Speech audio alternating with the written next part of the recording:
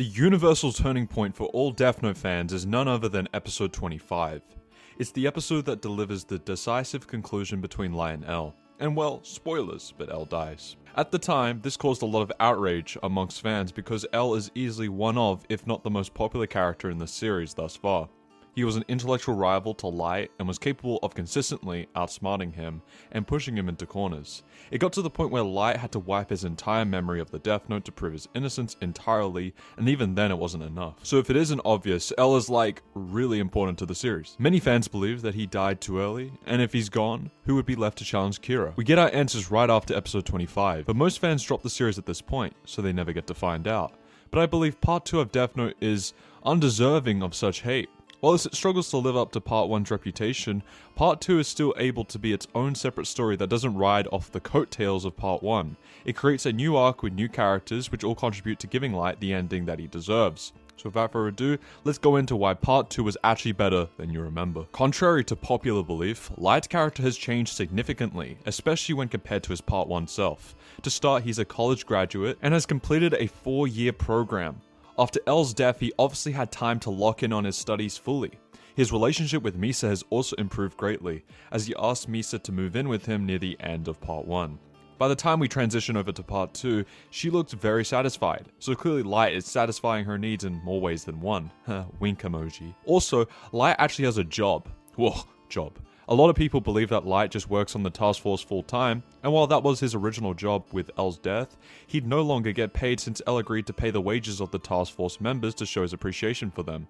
Light obviously didn't inherit L's money, as although he did become the new L, the actual inheritance was given to Nier. It states that in April 2009, Light entered the MPA and is assigned to the Intelligence and Information Bureau. He's clearly advancing in his career due to introducing a sort of quote-unquote cell phone sharing system in his department. Bit of a side note, but Light is actually pretty tech savvy. He doesn't just show his tech skills that much though. Aside from hacking into his father's information, he's able to perfectly replicate L's voice changer in order to mask the truth behind his death to the public and other police agencies. So by Part 2, he now has 3 jobs. He's Kira, L, and works with the MPA.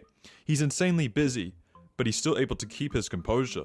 Although Light has become far more stoic now compared to his past self, he still makes jokes and laughs, but they don't even bother to show his face.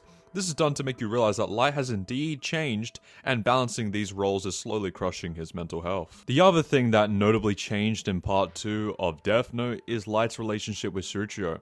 He still respects and looks up to him, but he isn't afraid to talk back. This shouldn't be surprising since Light is 23 at this point. The biggest difference of them all, however, is the world's stance on Kira. During the time skip, as Kira became more and more widespread, eventually entire nations began to submit and accept him as law. The only notable people that firmly stand against Kira is, ironically, the Yagami family, which deeply upsets Light. Of course the task force and all that different stuff. But yes, mainly the Yagami family. It's very ironic. He wants his father's approval, and little by little, it chips away at his demeanor when his family belittles Kira and firmly stands against him. But overall, beginning of Part 2 Light is very stoic, yet heavily conflicted from within. You could argue that he's depressed, since there's no more challenges. He has less motivation than his younger self, and is only going for the sake of finishing his goal. However, everything changes when he's eventually introduced to Nier, someone whose mere voice is enough to shake him to his core and remind him of L. But it's not just Nier he has to worry about, it's also Mello, someone who's perfectly fine with kidnapping and practically committing terrorism to achieve his goal. Nier and Mello represent the two halves of L, or more specifically, Nier represents L's analytical and calm nature, whereas Mello represents his initiative to act and take drastic measures in order to solve the case. They challenge Light in different areas, and you think that Light would be absolutely rusty. Initially, he slacks and heavily underestimates Nier and Mello, until he gets darkly pressed by the latter after the notebook is stolen. He realizes right then and there that he cannot underestimate these two successes anymore and fully devotes himself to defeating them to secure his reign at the top. Then a reminiscent Kira smile returns, and with that, Light is locked back in. However, what was supposed to be a fun battle of pride now takes a turn for the worst, because Tsuchiyo Yagami dies and it's all Light's fault. It wasn't his plan to kill his father. He originally planned to have Masa to take the fall, but instead it's Tsuchiyo. His father's death is an event that changes Light significantly on every account. Tsuruchiro gets to die happily, knowing that his son isn't Kira. But a lot of people overlook the fact that this meant Tsuruchiro never fully trusted Light, at least until the very end. With Tsuruchiro's death, the approval that Light so desperately wanted also disappears. This essentially causes Light to spiral, and he decides the best way to get over his grief is to kill Nier and Mello once and for all. He cuts himself off emotionally from others, avoids his family, and doesn't really talk with the task force outside of work. But what can probably be considered the biggest change in Light's character is his stance on Kira towards the end of the series. Light can no longer carry that same black and white viewpoint of justice as he did when he was 17. Tsuruchiro's death made him conform to reality, and the truth is, Kira is evil. However, he doesn't fully lean into it. He desperately grasps at straws, giving a sort of ultimatum. If Kira is caught, then he is indeed evil. However, if he wins and rules the world, then Kira is good. This is Light's last chance at proving to not just himself but the entire world that Kira is justice, which is why he's so desperate to prevail. This little speech isn't just for the sake of the task force members, it's Light's answer to his dead father, and reconvincing himself once more that what he is doing is a sort of necessary evil. Another small detail, but Light's hidden IQ changes up. Usually it was shown to portray Light struggling internally, feeling guilt, or just being emotional. Now it's used from Aizawa's perspective, and symbolizes his growing distrust of Light, who cannot talk eye to eye with his colleague, because he is literally lying.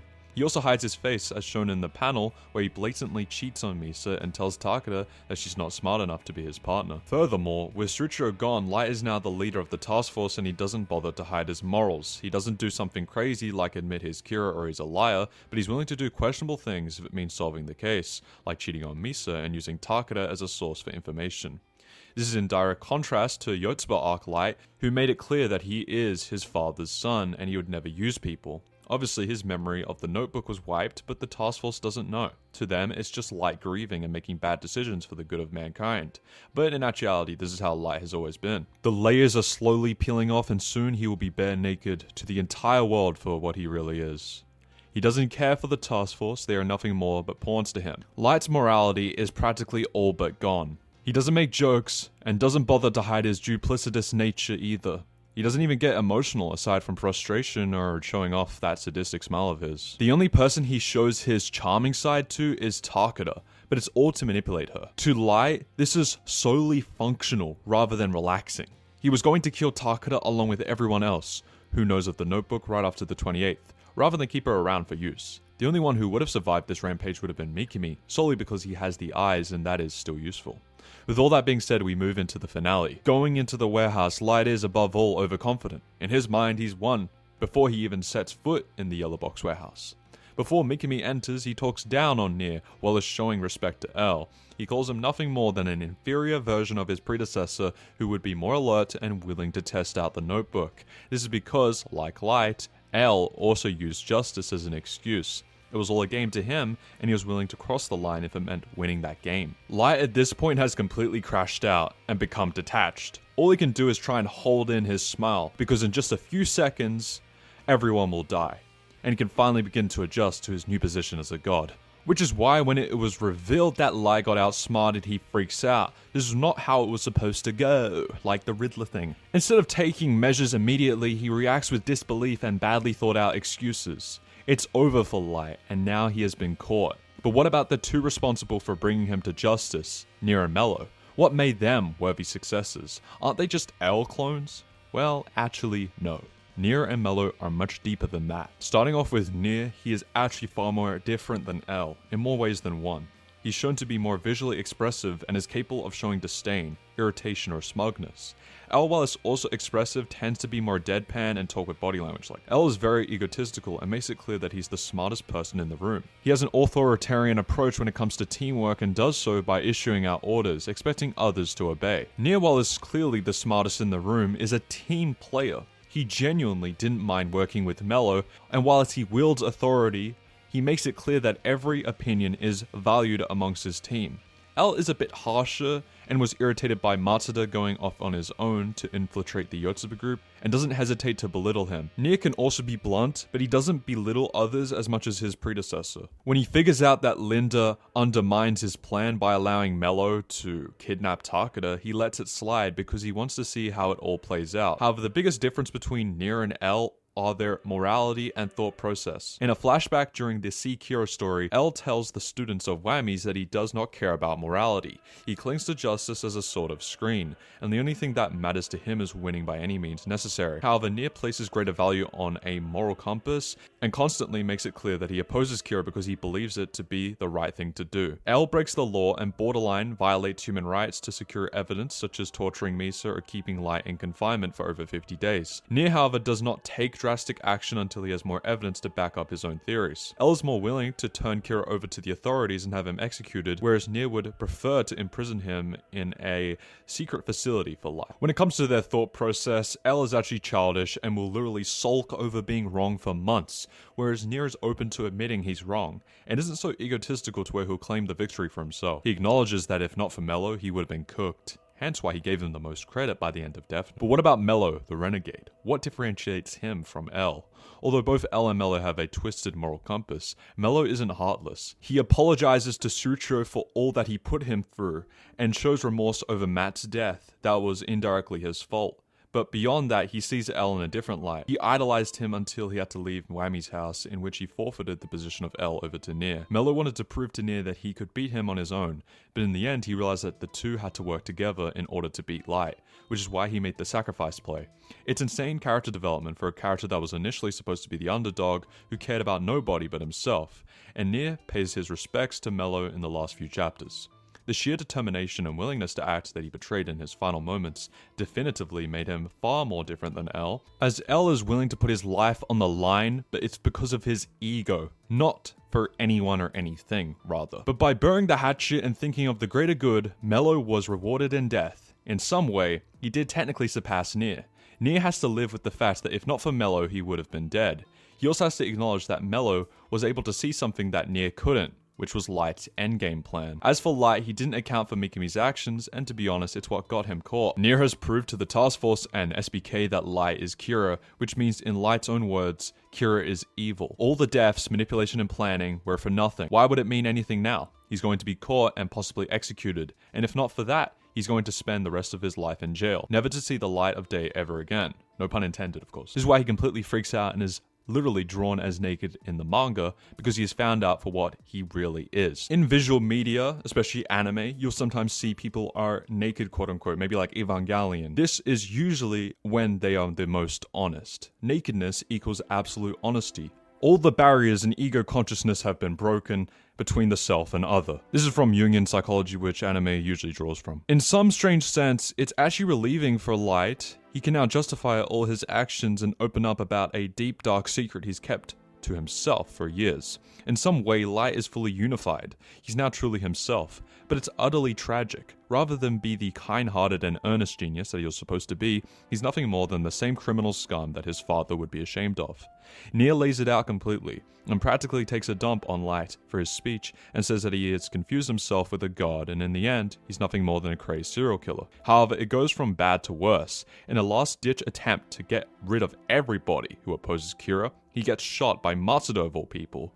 Although he is finally unified for the first time in, well, forever, he's completely alone. He was always adored and looked up to, but now nobody is on his side.